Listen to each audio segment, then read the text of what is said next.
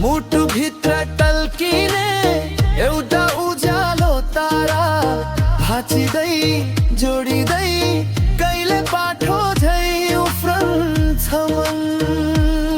ए मन, ए मन, किन यति चञ्चल हुन्छौ? ए मन, क्षणमै किन बदलिन्छौ? हर्ष विषाद द्वन्द्व शान्ति सबै रङ्ग तिमीमै,